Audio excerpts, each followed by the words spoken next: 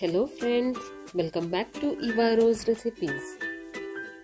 ಇವತ್ತು ನಾನು ನಿಮ್ಮ ಜೊತೆ ಕ್ರಿಸ್ಮಸ್ ಸ್ಪೆಷಲ್ ಕಿಡಿಯೋ ಹೇಗೆ ಮಾಡುವುದು ಅಂತ ತಿಳಿಸಿಕೊಡ್ತಾ ಇದ್ದೇನೆ.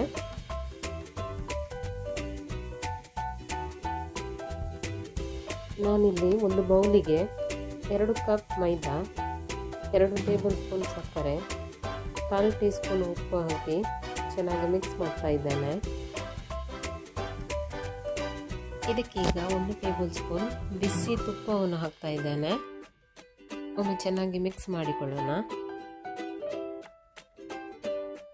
ಇದಕ್ಕೀಗ 1 ಮೊಟ್ಟೆಯನ್ನು ಸೇರಿಸ್ತಾ ಇದ್ದೇನೆ.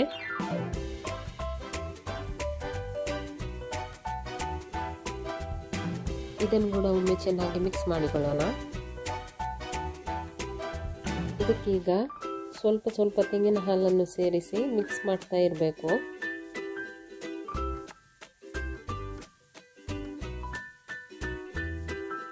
ಇದು ಚಪಾತಿ ಹಿಟ್ಟಿನ ಹದಕ್ಕೆ ಬರಬೇಕು.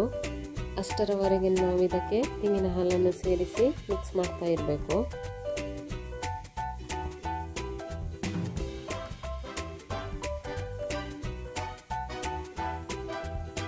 ಇಷ್ಟು ಸಾಫ್ಟ್ ಆದರೆ ಸಾಕು. ಇದನ್ನು ಸ್ವಲ್ಪ ಹೊತ್ತು ನಾದಿಕೊಳ್ಬೇಕು.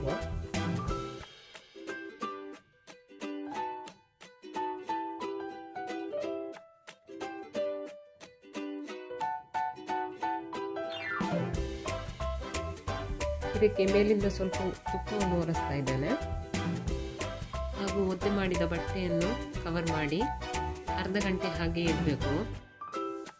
ಒದ್ದೆ ಬಟ್ಟೆ ಕವರ್ ಮಾಡುವುದರಿಂದ ಹಿಟ್ಟು ಸಾಫ್ಟ್ ಆಗಿ ಬರುತ್ತೆ. ಅರ್ಧ ಗಂಟೆ ಆಗಿದೆ. ಹಿಟ್ಟು ತುಂಬ ಸಾಫ್ಟ್ ಆಗಿದೆ. ಇದನ್ನು ಒಮ್ಮೆ ಚೆನ್ನಾಗಿ ನಾದಿಕೊಳ್ಬೇಕು.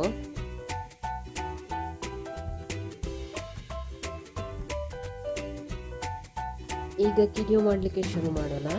ನಾನು ಇಲ್ಲಿ ಕ್ಲೀನ್ ಬಾಚಣಿಗೆಯನ್ನು ತಗೊಂಡಿದ್ದೇನೆ, ಅಥವಾ ಫೋರ್ಕ್ ಕೂಡ ಯೂಸ್ ಮಾಡ್ಬೋದು. ನಾನು ಇಲ್ಲಿ ಸ್ವಲ್ಪ ಹಿಟ್ಟನ್ನು ತಗೊಂಡು ಈ ರೀತಿ ಮಾಡಿ ಬಾಚಣಿಗೆಯಲ್ಲಿ 2 ಬೆರಳಿನ ಸಹಾಯದಿಂದ ಈ ರೀತಿ ಬಿಡಿಸಬೇಕು. ಎಷ್ಟು ತೆಳುವಾಗ್ತದೆ ಅಷ್ಟು ಇದನ್ನು ಸ್ಪ್ರೆಡ್ ಮಾಡಬೇಕು ಹಾಗೂ ಈ ರೀತಿ ಫೋಲ್ಡ್ ಮಾಡಬೇಕು. ಇಷ್ಟು ಮಾಡಿದರೆ ಆಯ್ತು.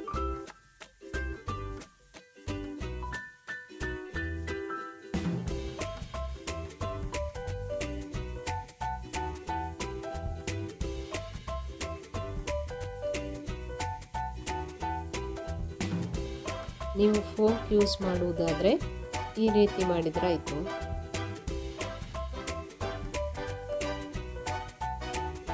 ಸ್ವಲ್ಪ ಹಿಟ್ಟನ್ನು ತಗೊಂಡು ಈ ರೀತಿ ಮಾಡಿದರೆ ಆಯಿತು.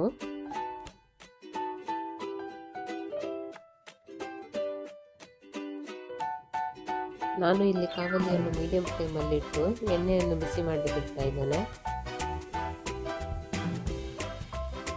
ಕಿಡಿಯೋವನ್ನು ರೆಡಿ ಮಾಡಿ ಇಟ್ಟಿದ್ದೇನೆ. ಈಗ ಇದನ್ನು ಫ್ರೈ ಮಾಡಬೇಕು.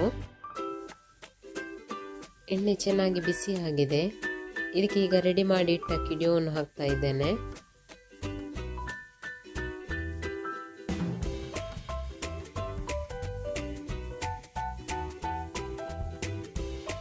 ನೋಡ್ಬೋದು ನೀವು ಎಷ್ಟು ಚೆನ್ನಾಗಿ ಉಬ್ಬಿ ಬರ್ತಾ ಉಂಟು.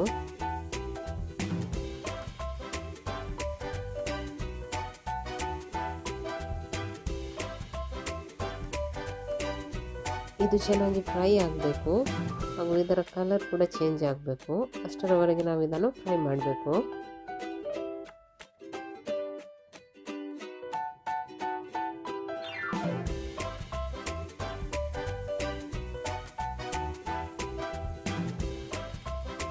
ಇಷ್ಟು ಫ್ರೈ ಆದರೆ ಸಾಕು. ಇದನ್ನೀಗ ಸೆಪ್ರೇಟ್ ಕಿಚನ್ ಟವಲ್ಗೆ ತೆಗೆದಿಡ್ತಾ ಇದ್ದೇನೆ.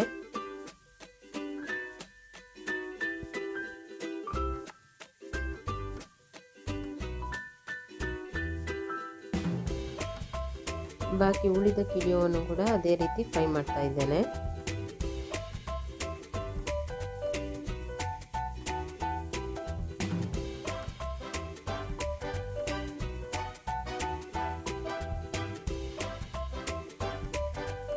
ಕಿಡಿಯೋ ಎಲ್ಲ ಫ್ರೈ ಆಗಿ ರೆಡಿ ಆಗಿದೆ.